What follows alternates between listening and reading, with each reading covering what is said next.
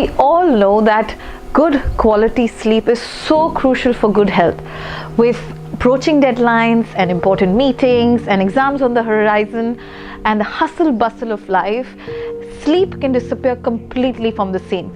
A lack of adequate sleep can actually make you feel mentally sluggish and physically fatigued. Now, learn 4 poses with me in your bed to get better sleep. For this, you need 2 bolsters or 2 pillows and a belt, a cotton one if possible, or even a towel which is at home. So let's begin those awesome 4 poses which will help you get better sleep. So we actually don't know that we do store a lot of tension in our bodies and so many times in our legs. Of course, after a crazy day, the first way to get better sleep or the first attempt to get better sleep is through Supta Padangusthasana 1. In Supta Padangusthasana 1, you need 1 towel or a belt. What you need to do is bend your left knee towards your chest. So bringing your left knee towards the chest, taking that belt and looping this belt around the foot. So be comfortable. The idea of bending the chest is so you can get that easy access to your foot. Also, what we need to do is be very sure that we are widening our collarbones, bringing our elbows onto the bed, nice and comfortable. And then when we are holding, so just hold it with your wrists, holding it properly, and make sure you're not tugging on that leg or you're not pulling that leg in too much. Couple of other things that you have to remember, of course, other than the breathing, which we'll get to, is what are we doing with the legs in this, because it's actually all about releasing your legs here. So your left leg, which is up towards the ceiling, has to actually be pulled into the body a little. So when you bring your toes into the body, you stretch the entire back of the leg and hamstring. When you're doing that, the other thing that normally we need to focus in on is what are we doing with the right leg. So in a lot of times when a lot of teachers are teaching Supta Padangusthasana, they'll tell you to keep your right leg very active by pushing your right heel out, bringing your right toes in and pressing on that right thigh.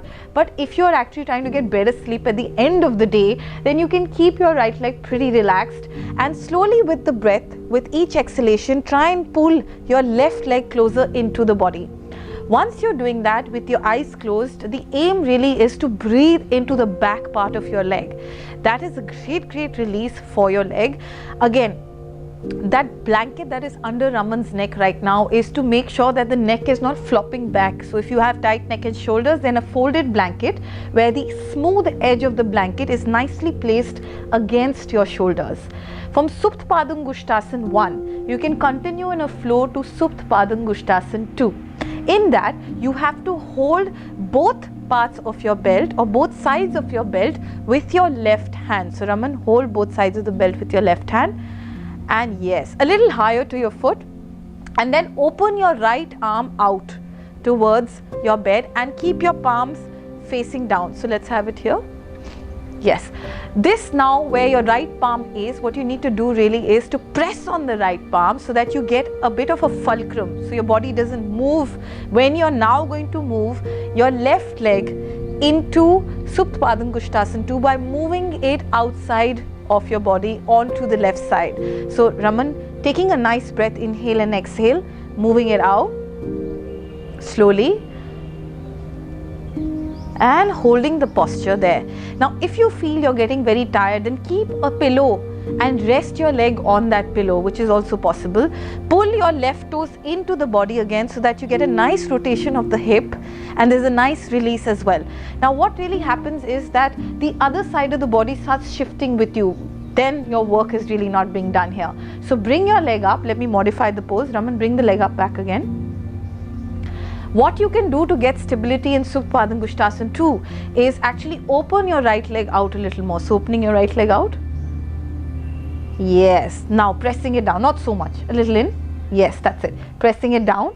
And now this will help you with the press of the arm, press of the leg, stay in the posture where you're going to be feeling grounded. So moving into the postures, again, taking your left leg out. Inhale and exhale. And in Supta Padangusthasana 1 and 2, in both you can use about 2 to 3 minutes staying in the posture very still. So if you're feeling very tired, like I said, to hold for 3 minutes, you can put a nice pillow under your thigh or under your knee. To come out of Supta Padangusthasana 2, to go into the flow for Supta Padangusthasana 3, you bring your leg back up again. So Raman, bring it up again and bring your right leg back in the center. So drag that. Super. And now finally for Supta Padma Kushtasana 3, which will help you release your leg like nothing else, is that you now hold your left leg belt, or the belt that's on the left leg, with your right hand. So holding that. Yes, very nice. And open your other arm out. See, normally your bed is going to be a little bigger than this one, so you're going to have a nice grip by pressing the palm in, and slowly you are moving your leg across your midline onto the other side. Press onto the leg so you're not, your toes are supposed to still point to the ceiling. And then when you're getting it down, if you feel that you're moving your hip too high, stop. Just start pulling your toe into the body. And again, the idea is to take any support. So here we have this headboard, so she can take a support. Otherwise, again, you can put one pillow, you can keep two pillows. Keep them placed before you move on. So once you try it, you kind of know what your level of threshold for that stretch really is. Holding this posture again working with the leg, keeping your toes up, you're releasing, keeping your arm a little more, shoulders a little pressed down. You now release out of the posture by slowly bringing your leg back up. The second magical pose to actually get better sleep is Supta Padma Konasana. In Supta Padma Konasana, the beauty is when we are doing it on our bed, it actually cultivates an awareness of lying in bed, understanding the stiffness in the back wherever it lies, and then working from there. So it also beautifully actually is a great hip opener. So we're going to start this time with keeping a pillow or a bolster under our knees. And from here we're going to move into Supta Padma Konasana. Again, make sure that you have a folded towel or a blanket under your neck so it doesn't wobble all over the place. From here, what Raman is going to do is bring her soles of her feet together on the bolster so that her knees get a nice support. Bringing it together. Lovely. Bring it a little more higher. Lovely. Okay. Now for a lot of people, the adjustment matters. So for some people, they'll want it right under their knee, even a little bit under the hip. So you got to find your beat really. For a lot of people, this could be very, very deep already. So you can put 2 more blankets or comforters or anything under your hip as well, if you feel that there is a little pain in the lower back or too much stretch on your hip or pelvis. So the beauty is in your bed how you use your pillow or your bolster. You just used your pillow for Supta Padma Konasana, and now you're going to use the same bolster that's been lying there under your tailbone to really just give a length to the front body and front muscles, especially your psoas muscle and others which are really affecting your posture, your digestion. The more you breathe into your stomach in the next one, you will be able to really soften your stomach, which is directly linked to relaxing your mind. So in this, it's very simple. From where you were in Supta Padma Konasana, without any major movement, the idea is to stay a little grounded onto that spot that you're on your bed. You can actually pull this bolster in the same direction right under your tailbone. So Raman, let's do that. Yeah, simply roll it. Use whatever ways that you can to bring that in. And once you're in this Setu Bandhasan variation, you just lengthen your legs nicely and see the deep stretch that you're getting in the front muscles of the body. Like I said, the aim in any yin approach to get better sleep is to be in something like that again another 10 to 15 minutes if possible. See, the idea is really to grow a practice. So if you can do 6 minutes, 7 minutes, you'll start seeing that the relaxation is so much that you want to be in it. And if you're sleeping off in it, great, sleep off. Just roll the bolster over when you wake up and keep sleeping in that position.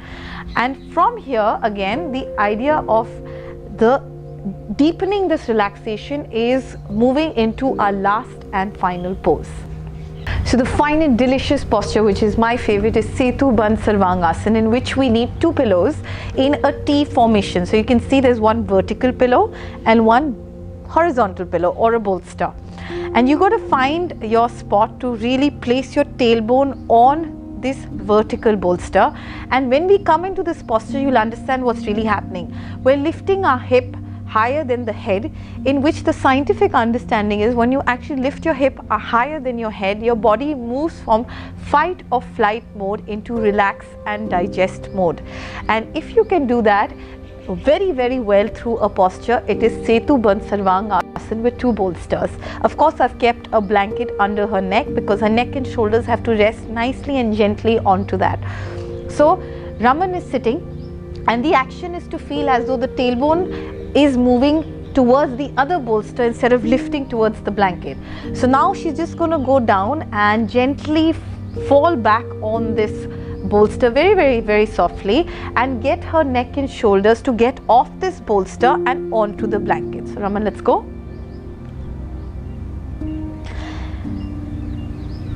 And then slowly she can, if you're on your own, which you could be a lot in your bed, is to bring the bolster closer with your heels and roll it forward, and then place your legs onto the bolster, which gives a great support for the lower back while you're trying to again rest for 10 to 15 minutes. With your palms open, the aim really is to enjoy that lift of the hip and the drop of the head, and through this we are going to now go into a deep slumber for sure. After the 3 poses that we have done, this 4th pose will seal it for you.